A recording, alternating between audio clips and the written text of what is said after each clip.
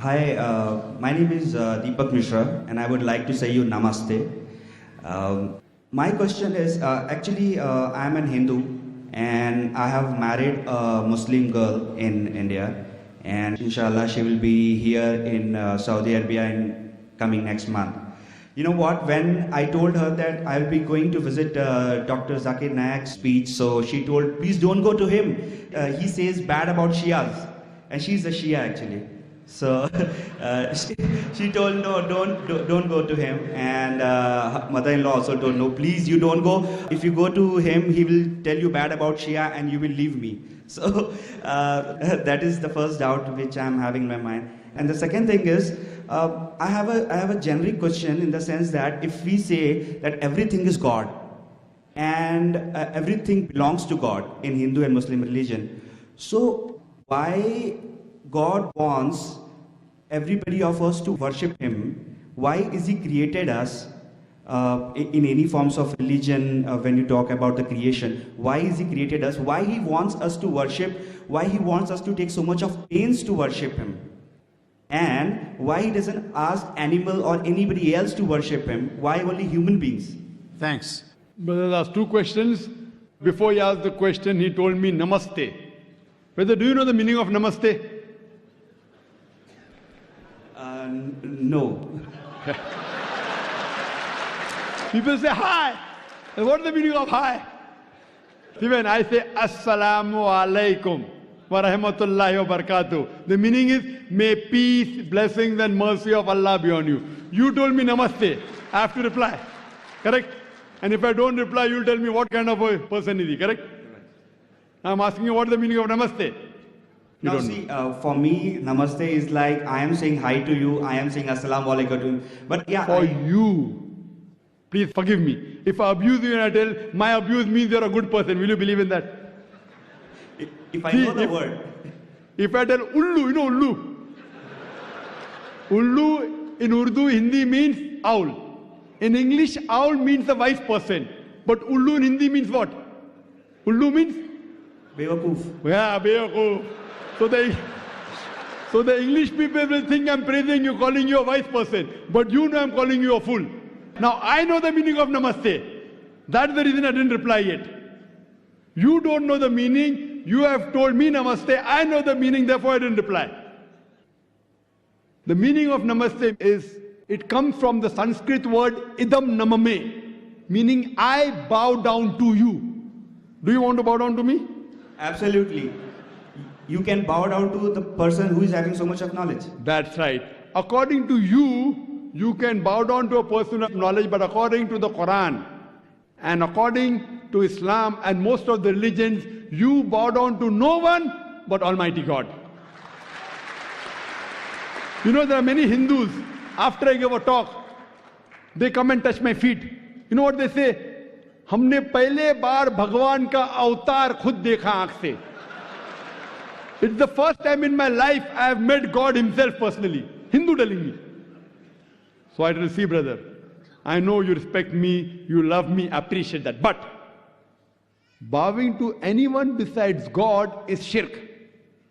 And even in Hinduism, you should bow down to no one but Almighty God. So I'm correcting him. He's doing out of respect, out of love. But love and respect should not go overboard. If it goes overboard, it's called as shirk. Associating partner with God. There are many Hindus who come after me and they praise me so much. They put me next to God, which I said, I am not God. You can only bow down to Almighty God. What I speak and the knowledge is a gift from God. This is a gift from God. So when you see me, you should say, MashaAllah. MashaAllah means as Allah willed. Means whatever I'm saying is because of the will of Almighty God. Otherwise, I was a stammerer. So that's the reason Namaste is against Islam and against actually even the Hindu scriptures. Though some of the scholars say that idam namame can mean that I appreciate you, but the right meaning is I bow down to you. In Islam, assalamu alaikum, may peace be on you. You can say that anytime, anywhere. In English we say good morning. It may be raining cats and dogs, they have to say good morning. The person may have had a fight with his wife, someone says good morning, he has to wish back good morning. He is cursing in his heart that such a morning should never come. Yet he has to reply by good morning, good evening, good night. So best in Islam is Assalamu alaikum, may peace be on, and I wish you, because the Quran says in Surah Nisa, chapter 4, verse 86, that if anyone greets you courteously, wish back more courteously. That if anyone greets you courteously, wish back more courteously, or at least the same. So I am wishing you back Assalamu alaikum wa rahmatullahi wa barakatuh.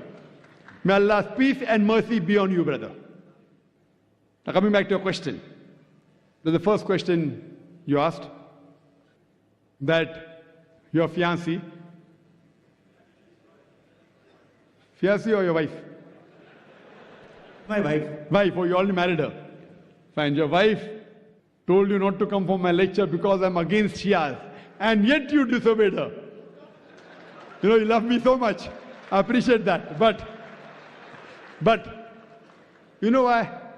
The word Shia doesn't exist in the Quran. See, the Shia Sunni is not mentioned in the Quran. The Quran says in Surah Imran, chapter 3, verse number 103, وَاعْتَصِمُوا بِحَبْلِ اللَّهِ جَمِيعًا وَلَا تَفَرَّقُوا. Hold to the rope of Allah strongly and be not divided. We Muslims should hold to the rope of Allah strongly and be not divided. And Almighty God says in the Quran in Surah Anam, chapter number 6, verse number 159, that, O Prophet, anyone who makes sects in the religion of Islam, you have nothing to do with him. Allah will look after his affairs on the day of judgment. So making sects in the religion of Islam is prohibited.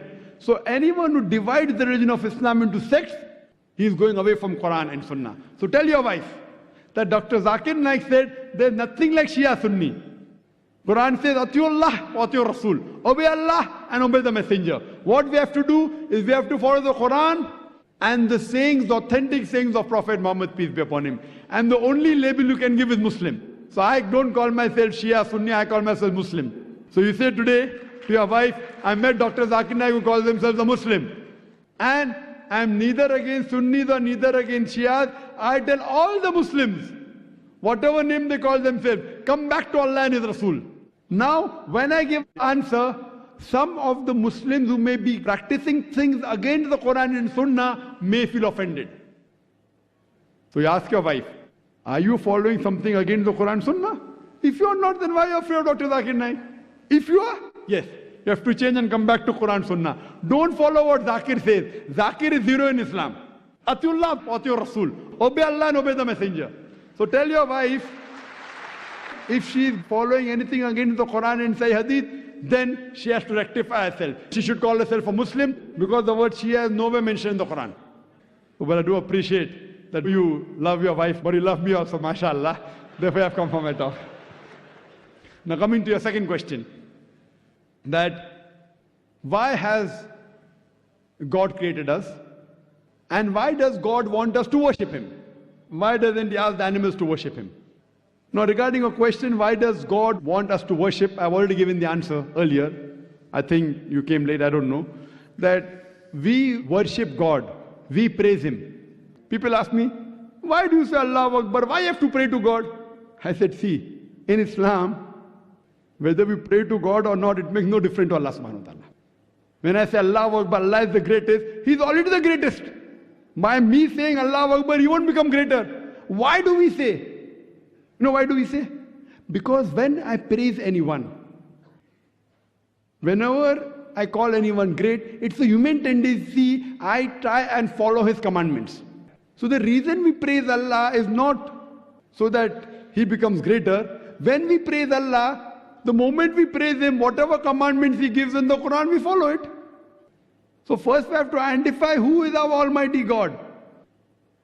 And then what He says, we have to follow. That is the reason Muslim means a person who submits his will to Almighty God.